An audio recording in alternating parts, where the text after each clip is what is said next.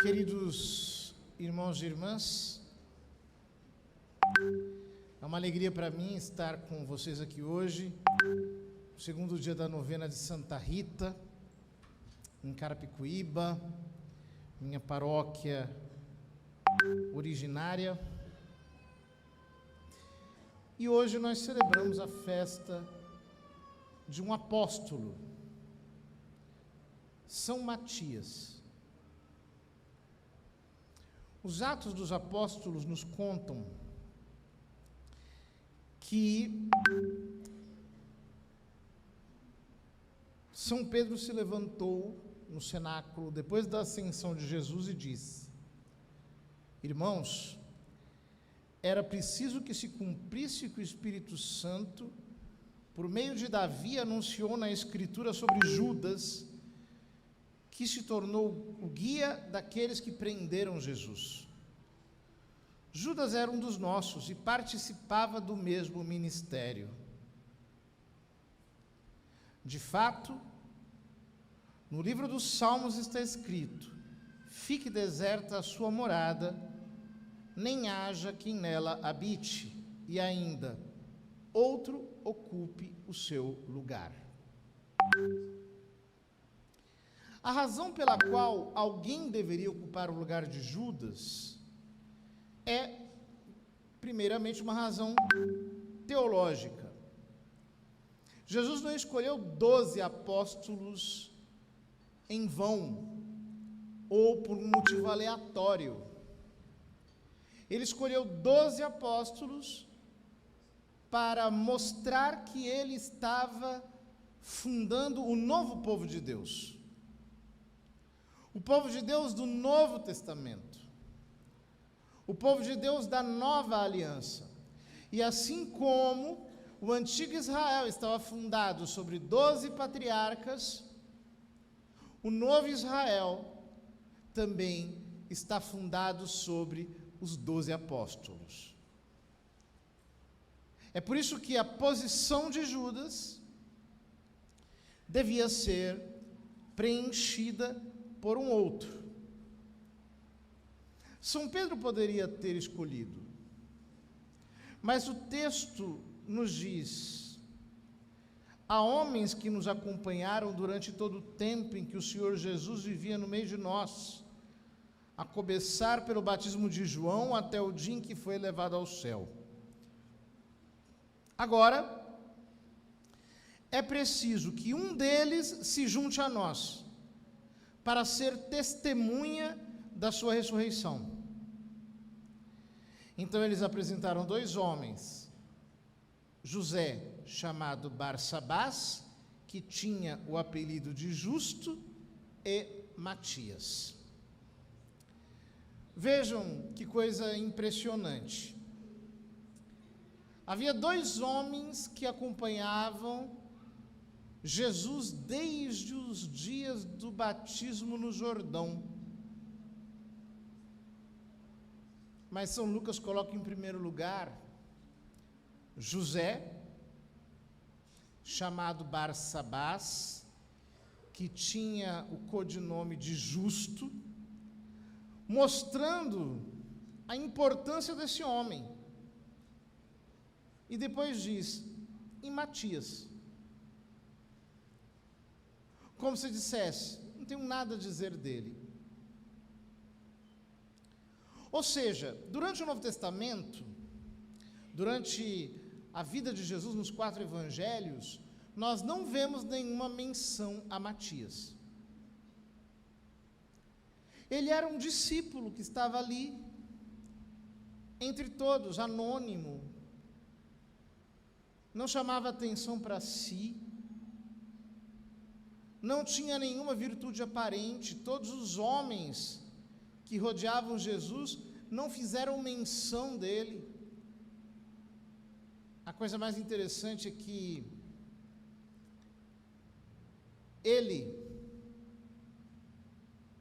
mesmo sem ser visto pelos homens, foi visto por Deus desde o primeiro dia. Seria ele a ocupar aquela sede vazia.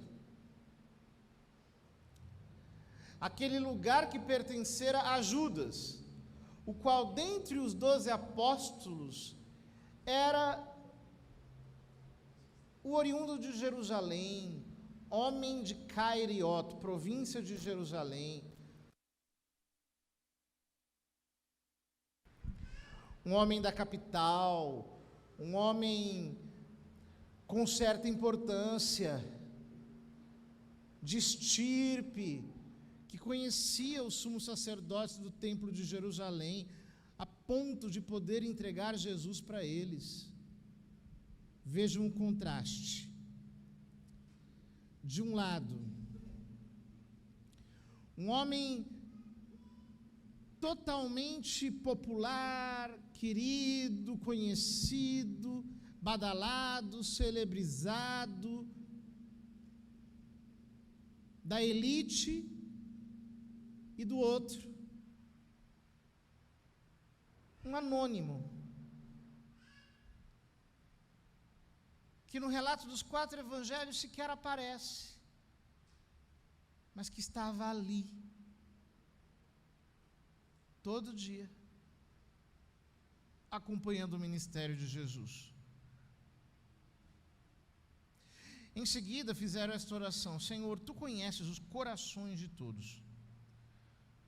Mostra-nos qual destes 2 escolhestes para ocupar neste ministério e apostolado o lugar que Judas abandonou para seguir o seu destino. Então tiraram a sorte entre os 2, e a sorte caiu em Matias, o qual foi juntado ao número dos 11 apóstolos. Ele tirou a sorte. É muito interessante porque a oração de Pedro traz reverberações daquela oração do profeta Samuel na casa de Jessé, pai de Davi, quando ele foi escolhido por Deus para ocupar o trono no lugar de Saul. Deus disse para Samuel: o homem vê as aparências, o Senhor vê o coração. Então Deus escolhe Davi de trás das manadas, e o escolhe exatamente como o sumo sacerdote fazia no templo de Jerusalém. O sumo sacerdote vestia um peitoral chamado éfode, que tinha as 12 tribos de Israel representadas em 12 pedras preciosas, e dentro do éfode estava uma espécie de aventalzinho, no qual havia 2 pedras, Urim e Tumim. E quando o sacerdote queria consultar a Deus, ele tirava as 2 pedras, e assim sabia aquilo que Deus queria. Ou seja, o que São Lucas está nos dizendo aqui: São Pedro é o sumo sacerdote. Ele ocupa essa função na igreja. Mas não apenas isso. Embora ele tivesse o direito de escolher, como um sumo sacerdote que não conhece o coração dos homens como o Senhor conhece, ele então tira Urim e Tumim. Ele então tira a sorte. E a sorte recai sobre o anônimo, sobre o desprezado, sobre o rejeitado. A sorte cai sobre Matias. Sabe o que significa Matias? Matias é a abreviação de Matatias, que significa dom de Deus. Foi Deus que o deu, porque foi Deus que o escolheu. O tirou do anonimato e o trouxe para o colégio apostólico, para ser uma das 12 colunas sobre as quais se assenta o templo de Deus, que é a igreja do Deus vivo. Ora, aqui nós podemos ver tantas lições para a nossa vida. Em primeiro lugar, Deus escolhe quem o mundo rejeita. A escolha de Deus não recai sobre aqueles que estão articulados segundo as políticas humanas, segundo os princípios da bajulação, dos inferiores aos superiores, aqueles que vão galgando degraus para chegarem no sucesso. Deus escolhe o improvável, Deus escolhe aquele que é o desvalido, Deus escolhe aquele que não fez nada, aquele que não faria nada, Ele o toma para mostrar que foi Ele, Deus, quem o escolheu. Foi assim que aconteceu com Santa Rita. Depois de um matrimônio sofrido, no qual ela perdeu o marido e os filhos, ela quis entrar para o convento das agostinianas. Mas as irmãs não quiseram acolhê-la. Era uma viúva, filha de um homem esposa de um homem assassinado, já tinha tido 2 filhos, mulher tão sofrida. Ela insistiu e sempre obteve um não como resposta, até que Deus resolveu a história. Durante a noite, Santa Rita foi transportada milagrosamente para dentro do convento. E quando amanheceu o dia, e as irmãs viram que a porta do convento estava trancada, a porta das muralhas estava fechada, ninguém tinha atravessado aquelas muralhas, e mesmo assim, Santa Rita ali estava. Então elas decidiram que iriam acolhê-la, porque o homem vê as aparências, mas Deus vê o coração. O Salmo responsorial é maravilhoso, porque diz palavras extraordinárias. O Senhor levanta da poeira o indigente, do lixo Ele retira o pobrezinho, para fazê-lo assentar-se com os nobres, assentar-se com os nobres do seu povo. Portanto, você não deve se preocupar se os homens te rejeitam. Se você não está na lista das pessoas aqui da terra, se você não ocupa os primeiros lugares nas indicações dos homens, isso não importa. O que importa é que Deus te vê. O que importa é que você é um eleito de Deus. O que importa é que você foi um escolhido de Deus. Mas aí vem uma segunda questão. Por que Matias foi escolhido? Matias foi escolhido porque Judas prevaricou. Judas traiu. Judas vendeu o seu senhor pelo preço de um escravo. Judas, que tinha se escandalizado porque Maria de Betânia havia lavado o Senhor com um bálsamo, cujo preço era de 300 moedas, vendeu o seu senhor por 10 vezes menos, por 30 moedas. E depois, pegou o dinheiro e sacudiu dentro do templo. Os sumos sacerdotes, na sua hipocrisia, recolheram aquele dinheiro e disseram: ele não pode ficar aqui porque ele é preço de sangue. Então compraram um campo e colocaram nesse campo o nome de campo de sangue. É lindo como a Escritura coloca essas coisas, porque ela nos mostra o seguinte: nada fica sem propósito diante de Deus. Mesmo a traição de Judas rendeu a compra de um campo na qual os homens eram enterrados depois de serem executados. Ou seja, há um terreno para você.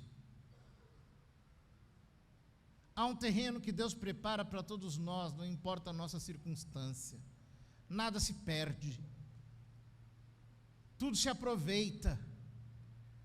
Ninguém consegue colocar prejuízos no Senhor. Mas depois disso, Judas se enforca. O lugar dele fica vazio.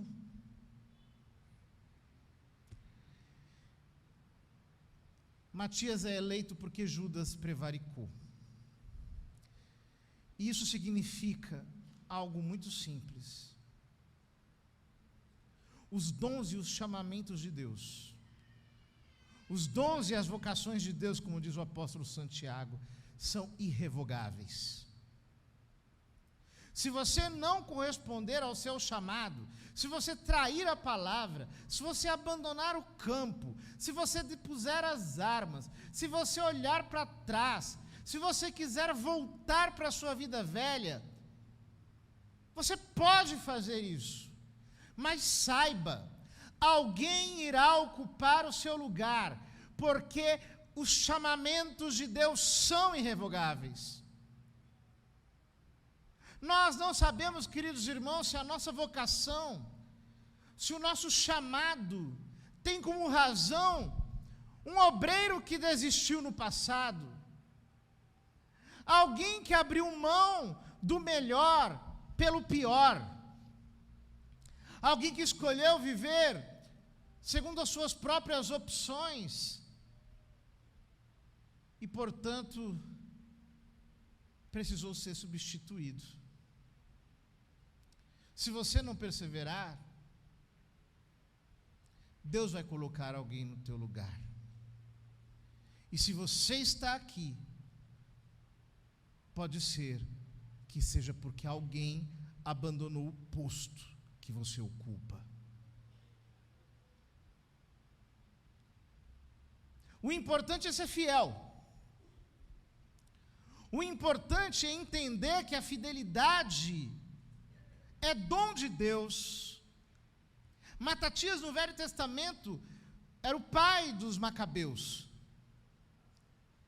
Ele, pela sua fidelidade, insurgiu-se como sacerdote contra os invasores helenistas e foi morto.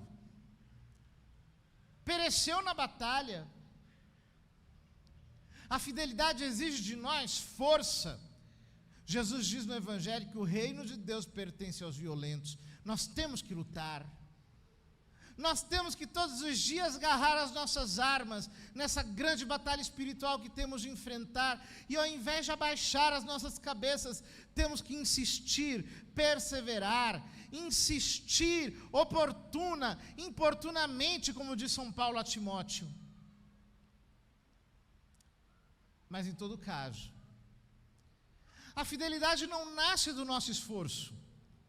É o nosso esforço que nasce da graça de Deus. É o nosso esforço que é dom de Deus. É o nosso esforço que é resultado da ação da graça nas nossas almas. Quando nós nos entregamos, quando nós rezamos, quando nós temos vida espiritual, nós fazemos o nosso máximo e reconhecemos que aquilo é um mínimo e Deus completa aquilo que falta. Nós nos vemos vazios e Deus nos preenche. É como aquela botija que o profeta enchia de azeite até que ficasse completa. Enquanto havia uma botija vazia, o azeite se multiplicava. É por isso que o Senhor nos diz através de São Paulo: basta-te a minha graça, porque é na fraqueza que o meu poder se manifesta. É por isso que São Paulo dizia que não se gloriava das visões ou dos arrebatamentos, mas ele dizia: eu me glorio nas minhas fraquezas, porque quando sou fraco, é então que sou forte. A fidelidade é uma ação de Deus em nós. É Ele que nos ajuda, é Ele que nos impulsiona, isso nasce dEle, é dom que vem dEle. Mas não para por aí. Quantas vezes nós estamos lutando para perseverar na presença de Deus, e nós vemos irmãos caírem. Muitas vezes isso acontece até na nossa vida. Quantas vezes a pessoa tem uma família tão estruturada, de repente, alguém cai e fere o propósito, abandona aquela orientação que voluntariamente ele escolheu para a sua vida no início de tudo. Irmãos, nós não podemos nos preocupar com a infidelidade dos outros.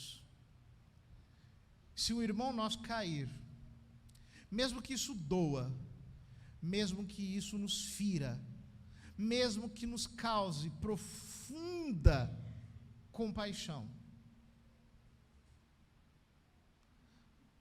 nós devemos saber que Deus colocará alguém para preencher aquela lacuna. O espaço não ficará vazio. Não se preocupe com quem foi embora, com quem deu de ombros ao seu chamado. Não fique aqui chorando leite derramado. Muitas pessoas passaram por essa igreja e já não estão mais aqui. Muitos aqui serviram a Deus com temor, mas hoje não servem mais. Estão entregues às coisas do mundo aí fora. Mudaram de religião. Trocaram os sacramentos de Deus pelo vazio que existe em outras casas. Isso não importa. Olha quanta gente chegou. Quantos Deus colocou no lugar deles? Quantos o Senhor fez virem à sua casa?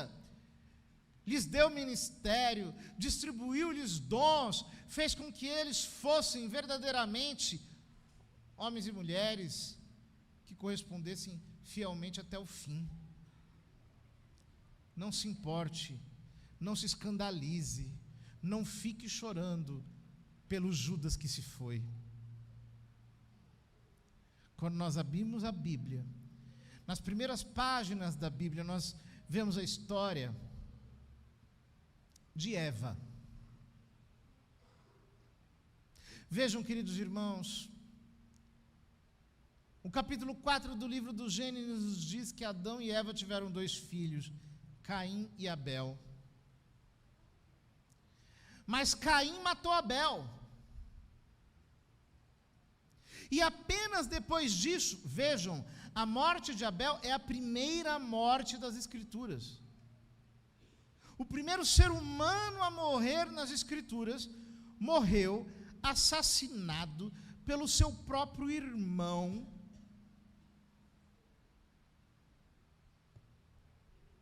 E a Bíblia coloca isso para que nós não nos escandalizemos. Mas o que aconteceu? Depois de enterrar Abel, Eva engravidou novamente e deu à luz a Sete, de cuja descendência veio o Messias.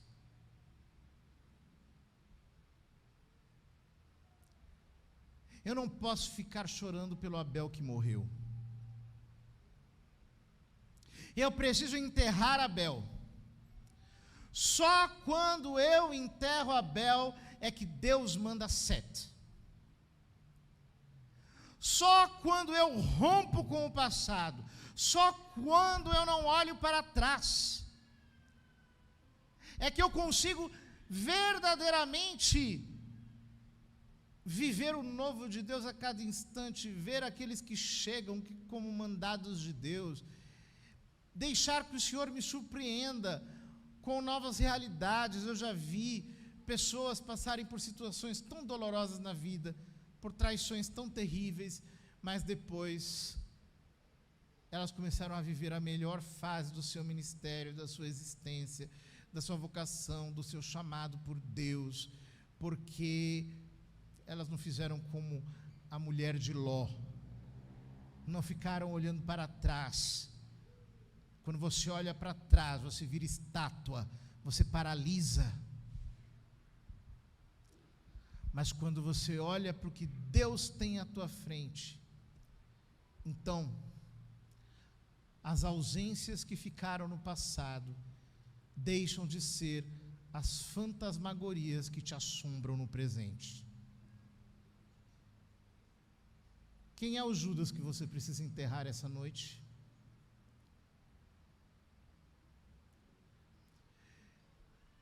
Quem é o defunto que você está levando nas costas e precisa sepultar? Hoje o Senhor te diz, chegou a noite dessa sepultura. E se você quiser viver o novo de Deus, você precisa olhar para frente. Que a intercessão de Santa Rita nos ensine a não desistir nunca, a persistir sempre, a perseverar até o fim, a sermos fiéis até a morte, mesmo que isto nos custe lágrimas, mesmo que tudo isso nos custe dor, porque Deus sempre responde à oração daquele que se deposita inteiramente nas suas mãos, e aonde não existe mais possibilidade, onde só existe fraqueza, é aí que Ele faz brotar a sua divina eleição. Você é um escolhido de Deus. Você é uma escolhida de Deus. Não rebaixe o teu chamado. Olha para Ele.